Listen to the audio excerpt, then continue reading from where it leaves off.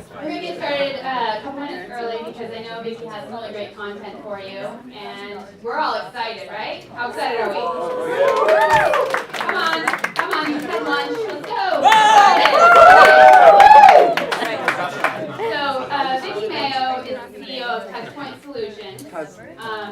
She is, I'm sure, has lots of content for you on what she's doing, but TouchPoints Solutions, her whole crew's in the back. I'm sure Go TouchPoint team. Woo! They probably have some to demo. If you're feeling stressed, you want to hold these things because you will not be feeling stressed after that.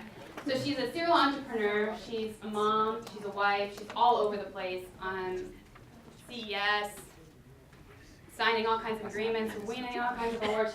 She's on fire. So I'm just going to pass the mic and let her get started, and I hope you enjoy.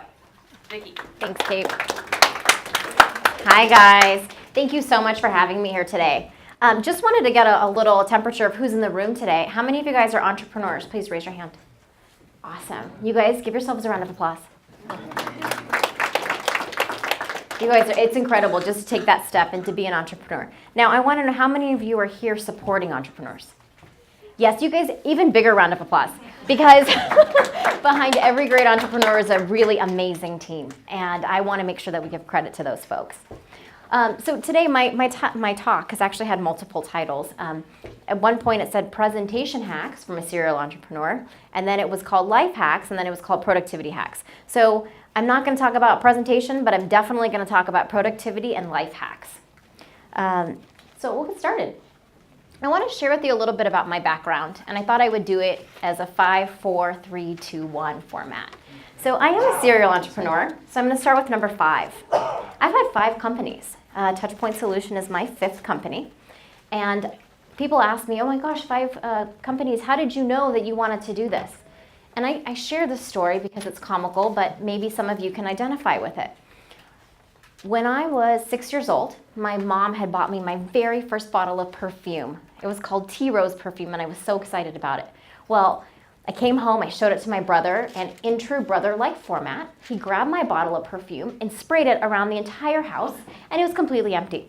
And I was so upset. He looked at me, and I started crying, and he goes, "Don't worry, sis," and he's put his arm around me. "You'll figure something out."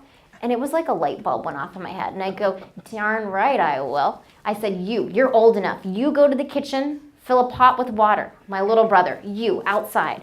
I want you to pull rose petals off Mom's award-winning roses, okay? So in the kitchen, we're stirring up and making our brand new Tea Rose perfume. And after I filled my bottle and made myself happy, I realized, gee, there's still half a pot left, okay? My little sister, I took her little baby food jars, put my Tea Rose perfume in those jars, and I went around the neighborhood hawking them for $2 a bottle. I knew at 6 years old, I was destined to be an entrepreneur. So from there, I had a few other little entrepreneurial debuts. I had a bracelet making business when I was in 3rd grade until I got busted by the principal. I decided to sell donuts. I would beg my mom to buy a dozen donuts, saying I was going to share them with my friends, and then I would proceed to sell them to people before they walked into the school building. But when I was 14, I started my first official business. Essentially, it ended up being one of the forerunners to Expedia. So this was back, so I was 14. I'm 34 now, so I'm aging myself. It was about 1996, 97. And I would put an ad in the Arizona Republic every Sunday, and people would call me, and I lived in Sedona, and leave me voicemails. After school, I'd check these voicemails, and they would say, "I'm coming to Sedona on this date, book my trip." And I would book everything from your dinner reservations to your car rental to your hot air balloon ride to your hotel. And this business lasted 3 years until I sold it and ended up going off to college. So I had a great college career. When I got done with college, I started a finance company. I moved into hospitality management. About 6 years ago, I started Valor Global with my husband, which is a leading IT managed call center company. We grew it to over 80 million. And then I worked for the governor. And then I started TouchPoint Solution. So the 5 is for 5 companies. Move on to 4 kids. Yeah, I really do have 4 children. And the way I became a mom was not in the most conventional manner. Going backwards in my story, I shared that I was in college and I had heard about 2 boys that had been abandoned by their parents. So There was a 13 and a 14-year-old teenage boy, and they were living alone in an apartment by themselves. Their parents had been picked up by immigration, deported the parents, and left the children. And my heart went out to them. And I knew that if I had been left alone in an apartment, I would want someone to come and take care of me. And so the day that I graduated from college, I went to this apartment, I picked up these two boys, and I became an overnight mom. And my lesson for all of you entrepreneurs is naivete is your greatest asset. Because I did not know how hard it was going to be to raise two teenage boys. But I became an overnight mom. So I have this, had a beautiful 13 and 14-year-old kid today. They're both 25 and 26. They're doing amazing. They are both entrepreneurs themselves. So it definitely runs in the family. And then I had two biological children. So I had a boy, I have a 9-year-old, another boy, and I had a 7-year-old daughter. And I guess that brings me to 3 engagements. So I have been engaged 3 times. I like to think it's not because I was difficult, it was just 3rd time's a charm. So my first engagement was actually arranged. So if you haven't noticed, I am of Indian descent, and my parents had told me from a very young age, we're gonna arrange your marriage. So when I was 18 years old, they did exactly that. And let me tell you what, this guy was quite the find, if I have to say, ladies. He was a jeweler, right? Do you get any better than that? Right, I got engaged, beautiful, 2.5 carat diamond, you know, like a fairy tale wedding. The way I got engaged, I sailed around the island of St. Thomas on my engagement party. But it wasn't a fairy tale because it wasn't right. And sometimes you have to trust your gut. I just knew it wasn't right. So I broke off the engagement when I was 19 years old. And I think looking back on it, that was one of the reasons I was able to adopt my boys, because I wasn't bound by being married to somebody. So I was able to make the right decision for my life. So I had these 2 teenage boys. I got engaged once more in between there, not even worth mentioning. Yeah, not a jeweler. He was not a jeweler. And I had these 2 teenage boys, right? And I didn't know what to do with teenage boys because, you know, teenage boys, they're going to get in trouble. I was so sure, you know, they were going to do drugs and have sex. Like, that was it. So every day I'd be like, God, please just don't let them do anything bad. And I came up with this harebrained plan. I thought, if I get my kids so tired, they don't have time to get in trouble, right? It's a good plan for those of you with teenagers. So I put them in every sport I can find. And one of their sports was field hockey. And guess what? The coach was pretty darn good looking. So as I sidled up trying to get some more playtime for my kids, I ended up dating the coach, which brings me down to my one husband. Now, you probably want to know, right? The kids did not get extra playing time. It actually probably worked against them. So I skipped over the 2, but the 2 is $2 million in sales. So I believe that if you work really hard, you can be successful. And last year, we launched TouchPoints Solution in December of 2016. We did $250,000 in sales our first month out the door, and last year we brought in our 2. We did over $2 million in sales. Thank you. So that's just a little bit of background. I hope sets the tone as to why I have earned the nickname Serial Entrepreneur. Among another nickname I got today, Firecracker. Can you believe someone called me a firecracker today? So I want to share with you about productivity and life hacks. So I'm gonna go over what I consider to be my personal toolbox. When you're trying to achieve something or accomplish something, you can't do it unless you set goals. And I do a big exercise every year. Actually, my husband and I have been doing it now for the past 6 years. And we actually sit down and we look at all these categories in our life, from business to personal to bettering ourselves, into health goals, and to our children. And we do this big goal setting exercise where we list all the buckets and we say, okay, over the course of the next year, what do I want to accomplish in this area? And I bring it up because this is really a life hack or a productivity hack. Because if you don't know what you want, you're going to go through life just going through every day. But you have to set goals for yourself. And they don't have to be, I'm going to earn X millions of dollars, or, you know, I'm going to achieve this monetary thing. It can be as simple as, you know what, I want to volunteer once a month, you know, for 3 hours. I want to read a book every month. But I encourage you to go through this exercise of goal setting. And that's really my first hack for you. And once you set a goal, and I'm going to give you guys a fictitious example of losing weight, because I think it's a goal that a lot of us set every year. it's important to make a scorecard because you can't manage what you don't measure. I'm going to repeat it again because it's important to say it twice. You can't manage what you don't measure. So if something's really important to you, then you need to be measuring it on a regular basis to know, am I winning or losing this battle? Am I getting closer to my goal or am I getting further away? So the reason I've got a little stoplight up here is because I believe in this really easy concept called stoplight scorecards. So if you think about a goal, let's say I'm trying to lose weight, right? There's a goal, a weight that is for you a red, a not good. And then there's a goal that's a good goal, which is a green. And somewhere in between is probably a yellow. So if you were to measure your weight, let's say every week or every month, and to record it, you could say, I am red, yellow, or green. So now within a moment's notice, you could look at like an Excel spreadsheet and say, I am trending the right way or I'm trending the wrong way. It's a really powerful thing. When you put in your calendar every Sunday morning, I'm going to go weigh myself and I'm going to document that on my scorecard. Now you're managing because you're able to measure something. And you're saying, I made the right decisions this week or I didn't. And that sense of accountability is a very powerful thing.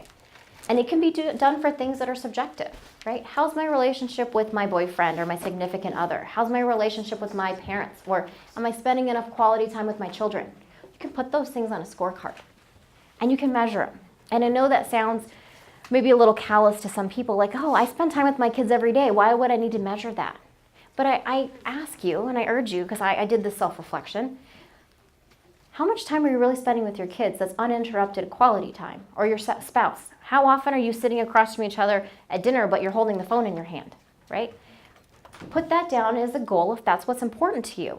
Go back to that goal setting. What is your goal? What's important to you? And then find a way to scorecard and to measure that. And that can be business and personal both.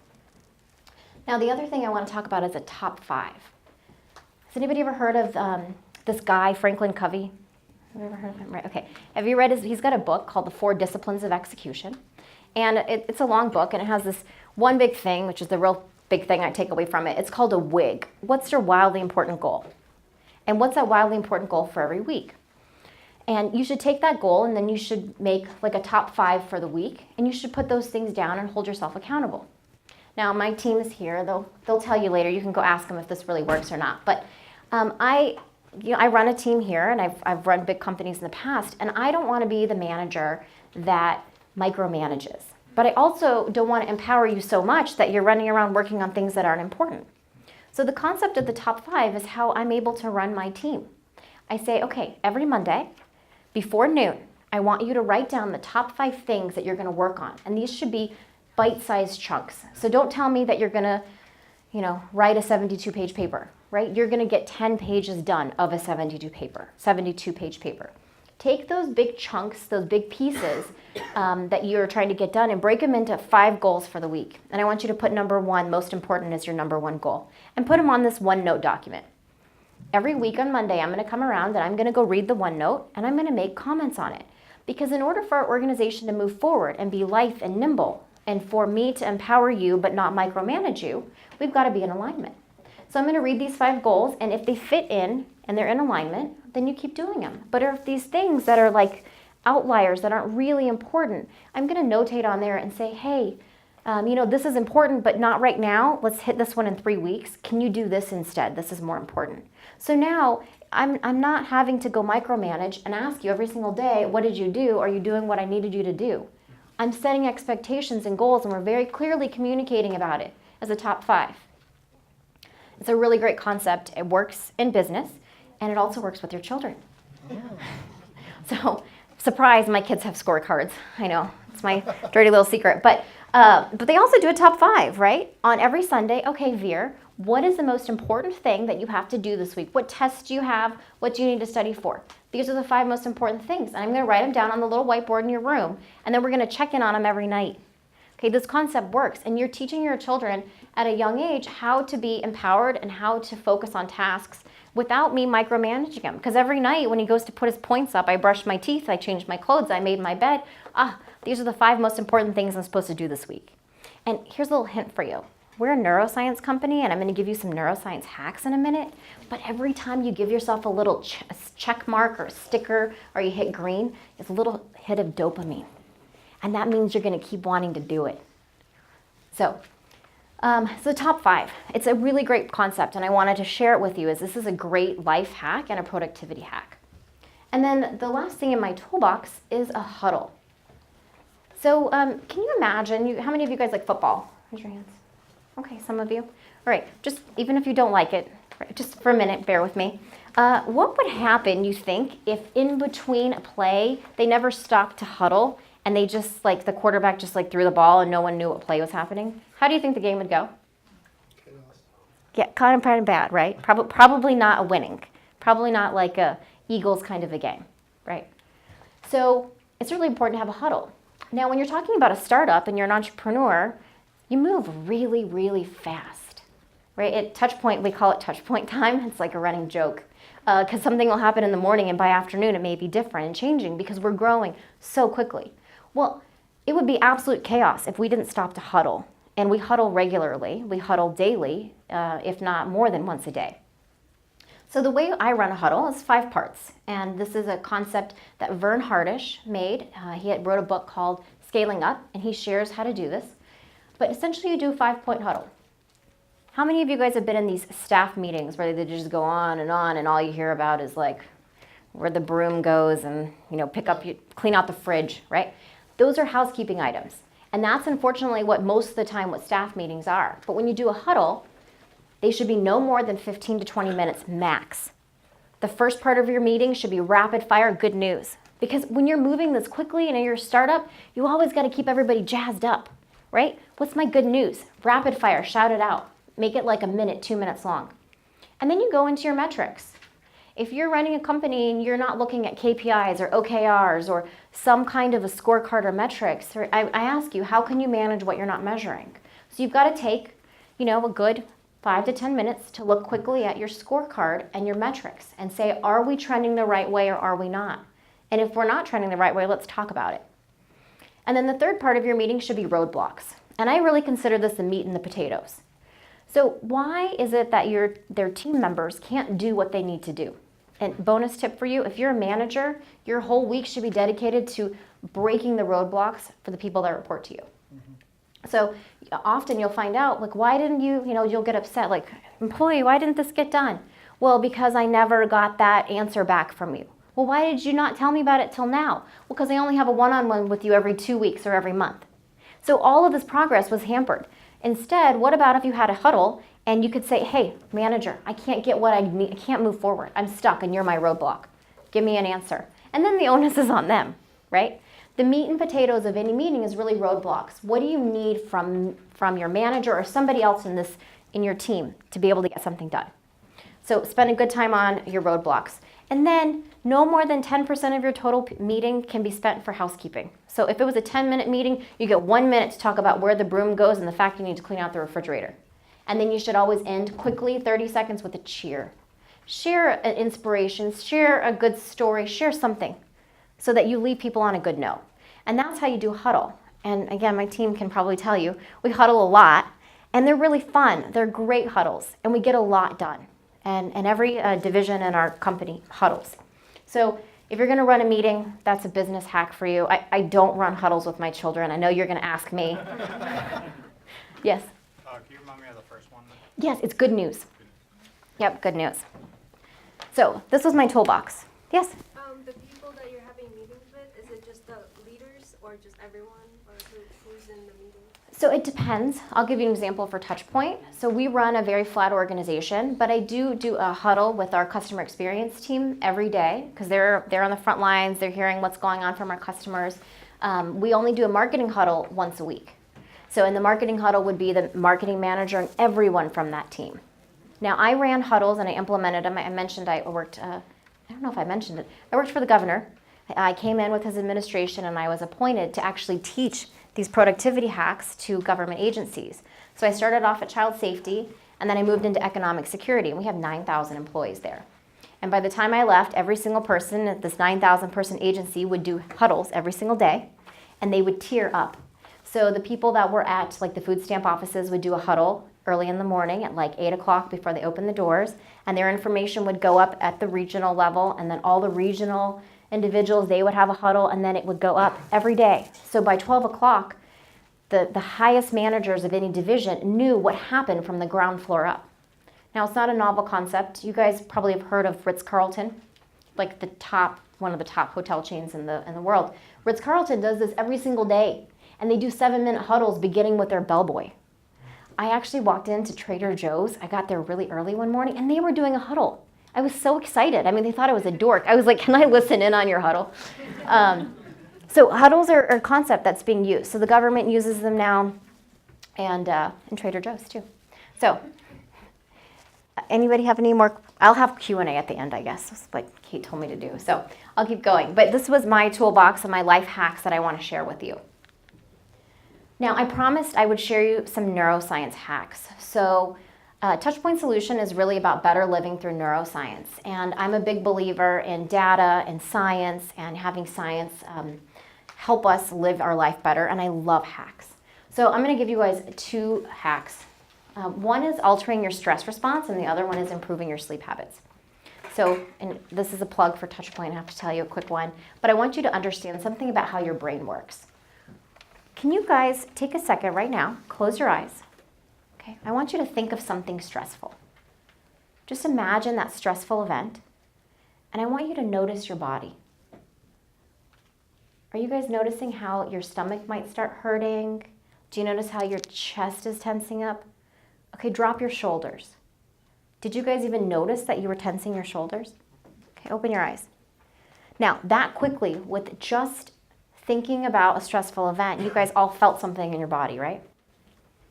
That was your fight or flight system engaging, and it engages that rapidly. So throughout the day, I think there's this misconception that if we have food, water, security, we're in this place where we're self-actualized and we should be, we shouldn't get upset about things and we should be at our highest, most productive levels. Okay, that's a myth. I'm sure all of you have, food, water, shelter, security. You have all the basic needs on Maslow's hierarchy of needs. But what you don't realize is that despite that, your stress response, which is your fight or flight mechanism or your sympathetic nervous system, was actually hardwired into your brain from millions of years ago. They call it the lizard brain. Because as soon as you feel threatened, you feel something that upsets you, just like when you closed your eyes and thought of a stressful situation, your brain is like a light switch. It flips on your stress mechanism, your sympathetic nervous system. And you feel it in your body first. And that's your body's way of telling you to fight, flight, or freeze. Because that's how you stayed alive for millions of years, and that's how you were able to run from the saber-toothed tiger that was going to kill you 10 million years ago. Now, as our brains and our bodies have evolved, and as humans we've evolved, unfortunately our fight or flight mechanism remained archaic. And it flips on and off all the time throughout the day, hundreds of times a day, when it doesn't need to. And as a result, you have a lot of chronic issues, right? You might have trouble breathing. People have high anxiety. You might have panic attacks. It might even be so subtle because you've come to accept that's just what life is. You just have this level of stress. Research has now shown us that 80% of disease is because of excess stress. It's pretty profound. Well, about a decade ago, neuropsychologist Dr. Amy Sarin actually found out that there was a way to turn the switch off. So you don't have to live in this fight or flight place anymore. You could actually live in the other part of your brain, which is the parasympathetic nervous system. That's your logical, rational brain. That's what people refer to as your executive functions or your prefrontal cortex. All you need to do is just deactivate your fight or flight. Sounds simple, right? She found a way to do it. So she found out that you could use bilateral stimulation. So you've seen maybe people that tap themselves on either side of their body. There's a thing called EFT. But it's not as effective because after a while your brain anticipates the tapping. So it's a way of really balancing your brain out. She discovered this technology. She spent a decade researching it. She actually used it with people overseas to help with the PTSD with the Ebola crisis. And then we're mommy friends. And through a strange course of events and my daughter's night terrors, I partnered with her and I said, oh my God, this thing put my then 4-year-old daughter from the middle of a crazy night terror. I put what would later become TouchPoints in her hands, and she went straight to sleep. And she woke up happy the next day. Like, that's amazing. I don't know if you guys have 4-year-olds that are moody, but I tell you what, something that made her happy, I was like, game on. So much so that I told the governor, listen, I love working for you. I love helping the state, but I have to find a way to bring this to the millions of people that struggle with stress. And I even thought back at my own experience, right? If I had had those touch points to give to my 2 boys that I adopted, or for myself as a mom, can you imagine how much better we would have been able to be? I think that you deserve to be the best version of yourself. And I want to bring this technology to the masses. So we took this blast technology, we embedded it in these wearable devices called the TouchPoints, and we've been selling them now. And that's our business that I was telling you about, where the number 2 came from. So this is a neuroscience hack. Feel free to check out our website, ilovetouchpoint.com, to learn more about it. But I feel like the way to change society is, number 1, to educate them. I don't know how many of you guys even realize your fight or flight response is what was responsible for making you feel stressed. So I feel like today, if you can walk away with the education knowing that that's what it is, that you'll be able to have more compassion in those situations when either someone's yelling at you or you're upset with someone else. It's coming from your fight or flight. Now, the second thing is improving your sleep habits. So there's these really cool orange glasses. I actually have a set in my bag. I don't know how many of you guys have heard about blue light. Anyone heard about blue light? Okay. So when you're trying to go to bed at night, we're busy looking at our cell phone or the TV, or we have the lights on in our bedroom, and it actually stops the melanin production, which puts us to sleep. So if you actually put these orange glasses on about 2 hours before bed, it'll actually block the blue lights, and you'll be able to start your melanin production, and you actually go to bed better. So I just thought this was a great neuroscience hack. Again, it's one of the things that Dr. Sarin has been researching. They're out on the market. There's lots of different kinds of blue light blockers, but I wanted to share it with you as a neuroscience hack, because I am all about hacks in neuroscience. And if you really want to get a good night's sleep, put your touch points on the sleep setting. We now have a timer in our product. So put it on the sleep setting for 20 minutes and put your glasses on. You will have one good night's sleep. All right, other stuff I want to talk about. So if I'm talking about life hacks or productivity hacks, I got to talk about the big bad B word, and that's balance. So people ask me this question a lot, right? Vicki, you do a lot of things. You got 4 kids, 1 husband, multiple businesses. How do you balance it all? And I really believe that balance is a myth. Because if you're really trying to put your life and fit it into a box, I'm going to work 40 hours, I'm going to spend 40 hours sleeping and 40 hours with my family, and try and box these things up, well, you're doing yourself a huge disservice.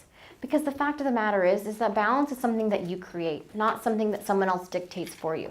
So there may be weeks where you can go and work for 20 hours and go take a vacation with your kids and spend 100 hours with your family, and you eat takeout for the whole week. Okay, and that's your balance for a week. There may be weeks where, listen, you're in the middle of raising a big round of funding and you just released a new product and you end up working 100 hours this week, and but you cook dinner and you have family dinner every night, and that's the only time you spend time with your family for a week. But that's balance, because that's what works for you. So in my mind, I believe that balance is more about what is your goals and what's important to you and how do you make that fit for you.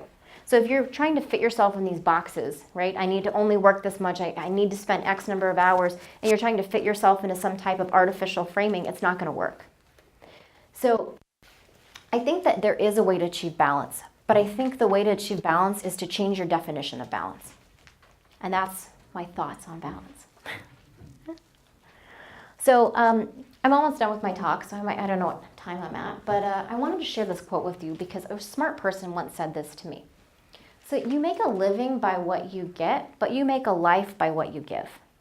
And when I talk about all of these life hacks and setting your goals and what is it that you want out of life and how do you make balance, I ask you to ask yourself, what type of life do I want to have? And what do I want to get out of it? Because that's going to drive and dictate everything that you do every day. And I don't know how often we stop and ask ourselves this, because we get so busy in the whirlwind of these are the things that need to get done that we stop and we don't get that moment to really focus on that. And I always say, if you take a second back and you focus on what kind of life you want to have, everything else falls in place. So here's my personal plug for my most favorite book. I read it when I was 16 years old, and it's when I decided to dedicate my life to helping people. But it's the book The Alchemist by Paulo Coelho. How many of you guys have read that? Okay. I think it's an amazing book, and it's one that I read every year, and I make all my kids read once a year because it's so powerful. So just a quick plug, pick it up, read it, it'll change your life. I mentioned throughout my talk so far. So the Alchemist book, the concept of the huddles and the scorecards comes from Vern Harnish's book, Scaling Up. He's fantastic. If you ever hear him talk in person, please do. I talked about Franklin Covey's book, For Disciplines of Execution. That's where the concept of wildly important goals and the top 5 come from. And then please check out the TouchPoints blog. I actually released a New Year's resolution toolkit, which has an entire exercise on goal setting along with the Excel template so that you can make that red, yellow, green stoplight scorecard that I talked about. So that's actually the end of my talk. I just wanted to thank you for allowing me to come out and chat with you. I'm happy to answer questions. And again, if you guys want to buy TouchPoints, there's a code here, YesPheonix, for $20 off. And you can visit any of our team members that can answer questions for you. But thank you so much.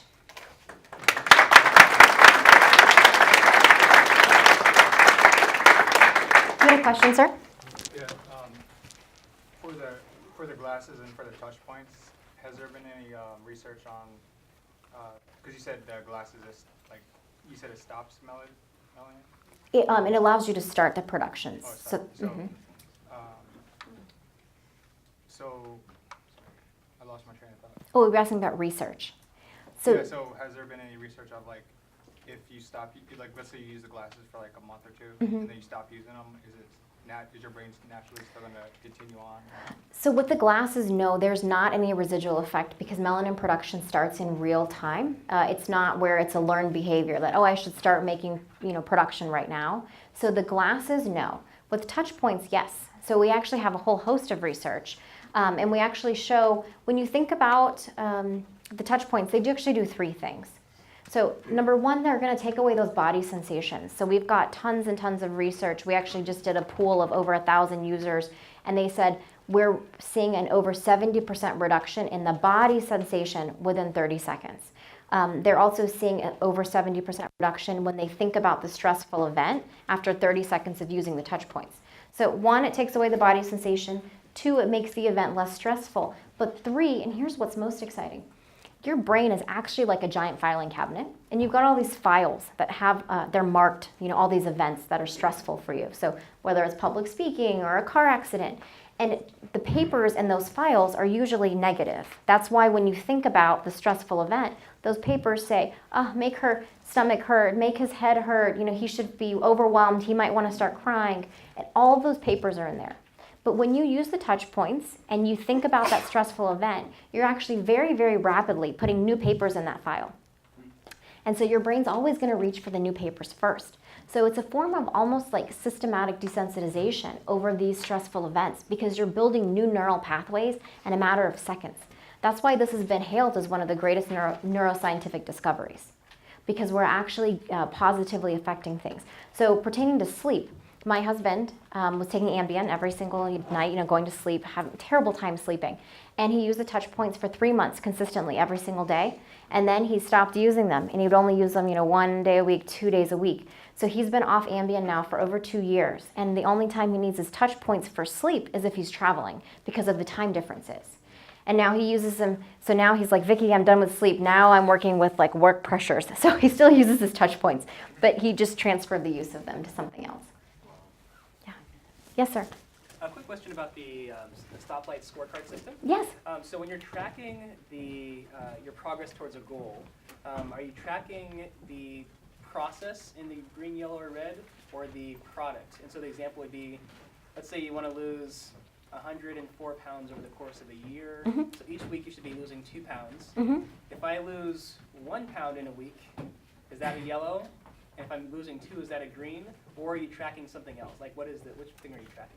So using your example, I would actually measure 2 things. Okay. And I look at every metric as a combination of a lead and a lag measure. So the lag measure is like an outcome measure. And that would be your weight. So for that, I would actually start off saying, my goal is to be 100 pounds. And every week I would say, okay, I'm 140, now I'm 138. And so I would actually record the total weight, not the weight loss. And then I would look for lead indicators. So if my goal is to lose weight, what are all the things I need to do to achieve that goal? And that might be, I need to stop eating gluten. I have to stop eating chocolate. I need to go to the gym 3 times a week. I would list those as additional metrics, and those are the lead ones. Because chances are, if you stop eating chocolate and gluten and go to the gym 3 days a week, you're going to lose weight. But if you realize, I am not going to the gym anymore, but I just stopped eating chocolate and my weight still drops, well, that's your culprit, right? So you can actually do a scientific experiment to find out what it is. In the back, yes, and I'll come to you next. Thanks for your talk. Some really good stuff there. Thank you. When I was in Infusionsoft, we were influenced by Vern Harnish, and so we used the big 3 and a green, yellow, red scorecard, and watching that company grow from less than 100 people in the pre-Series A to over 600 people, it really helps keep the people aligned. So I think it's great content for this audience. My question. So you mentioned that you have a flat organization, you do about 2 million, so guessing you have about 12 to 15 people in employees? Yes. And so for you as the CEO, can you give us a view into your week? Mm-hmm. Because often it can, finding the time to manage, inspire, and lead, and then also being able to get your own work done. Mm-hmm. And I don't know if you're fundraising, but all the other working with investors. So can you give us a view into your week and how you're able to prioritize where you spend your time and how much of that time is spent managing and are you spending the right amount of time managing versus working on your own strategic thinking time? Yep, definitely. It's a great question. So to answer your question, I'm going to share another principle. It's called WILO DILO. So week in the life of versus day in the life of. So my belief is that the closer you are to like front level delivery of services, and I would say this like at the government. So if you were coming in to get food stamps, your work is very memorized, right? Rinse and repeat, right? You come in, you fill this application. The level of standard work, day in the life of, is very routine, right? I have a meeting in the morning, and then I have to see 27 people every hour, right? It's very rote. As you move up in the chain, it's very hard to get standardized as a DILO, as a day in the life of. You have to look at a WILO. So I actually have a standard work sheet. If you guys email me, I'm happy to share this with you, where I actually say over the course of a week, these are the things that I have to get done. And then I have some things that are set. Like I know by Monday at 12 o'clock, I have to go in and I have to look at everybody's top 5. And that's my primary means of communication for the week. I also know that manufacturing is a big thing because we produce a product. I have a daily huddle at 10 a.m. that I have to attend. Now, so I plot out over the course of the week, what are the things that I have to do? And then I have just like a bucket. These are the things I have to do in a week, but I don't know if I'm going to do them on Monday, Tuesday, Wednesday, Thursday, or Friday.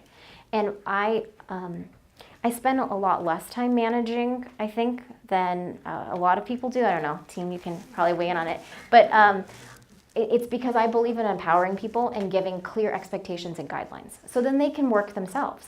They don't need a lot of feedback from me. So they have the vehicles to where my management time is very little. I would say management time is maybe 20% of my whole week, because these formats of when they come to the huddles, they come and they go, these are my roadblocks, Vicki, here's what I need you to do. And then I get busy doing those things for them. So I spend about 25% of my week on visionary strategic things, right? New product development, new marketing campaigns, things like that.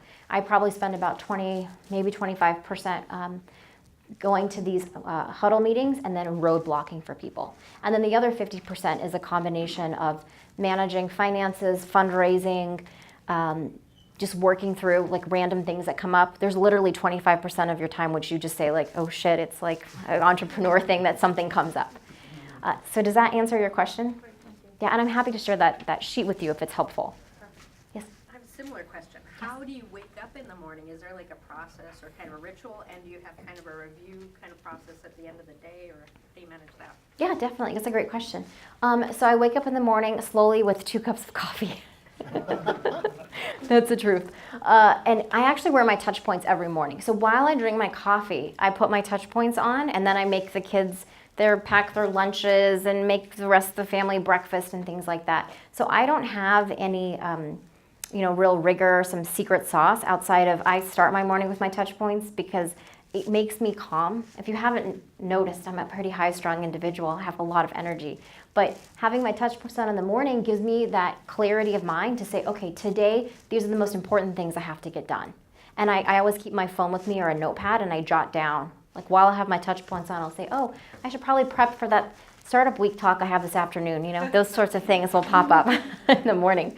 And as far as night, so my ritual with night is about 2 hours before I go to bed, I put on my orange glasses, and I actually journal. So for me, I like to be retrospective about my day, and I'm obsessed. My startup friend, Meha, started a company called Silk and Sonder. I know I keep shopping this notebook around. She should pay me commission for talking about it. But it's this really great notebook where you can actually track habits. It's already like built in. They're beautiful. You even have like coloring pages. It's like the most amazing journal, and it's a subscription where you get one a month. And I actually sit down every night and I journal for the day. Like, this is what happened that was good. Here's what was not good. And it's almost like I offload it by saying, like, this is what I'm concerned about. And then if I'm really having trouble sleeping, I'll use my TouchPoints, but I don't usually have that issue at night. But that's my personal thing. And Dave, I know you had a question. For your roadblock section of the huddle, Yes. that section, like, I could imagine could make a meeting go super long. How do you handle, like, here's my roadblock? Mm-hmm. Like, do you have short answers that are like, yes, no, or we'll talk about it later, or what's the? Yeah, so going back to that earlier question that Infusionsoft, I forgot your name. Kathy. So that Kathy shared, right? This is where the managing happens. So we actually have huddle etiquette, and it is that you have to be short and succinct, right? Learn the art of brevity. I'm very big on it. Please don't tell me like how the clock was made, just tell me what time it is. So in the huddle, right, people are going over their roadblocks, and I'm like, what is your ask? And then if they start talking too much, I will say, excuse me, can we take it offline? And if it's something I can quickly answer, like yes, no, maybe, here's the answer, here's the resource you need, I'll give it to them. If not, take it offline. And immediately following huddle, I block 30 minutes to where I can go and talk to those people about those specific things. Yeah. Any other questions? Yes. Can you explain again how Dr. Amy Sarin figured out how to deactivate the flight? Yes. So what Dr. Sarin realized was actually a technology that's been used, the concept has been known for over 30 years, and it's actually the most successful treatment for PTSD, and it's called bilateral stimulation. And so prior to this, people were using it, they were actually looking at flashing lights to basically refile away memories, and that's how they were using it to treat PTSD. And so Dr. Sarin realized people that are blind, you know, they have been using bilateral stimulation on them because they can't see, so they were giving them vibrations. But what she realized was that you can actually use EEG data. So she was putting brain caps on people, where you can, it's almost like doing an fMRI on your brain. And she was saying, gosh, when I'm giving them this intensity or this, these settings, I'm noticing that their brain is changing and the patterns are changing in their brain this way. And we were specifically looking at excess beta waves. So beta is what's responsible for producing cortisol, which makes us feel stressed and gain weight. It's like a double whammy.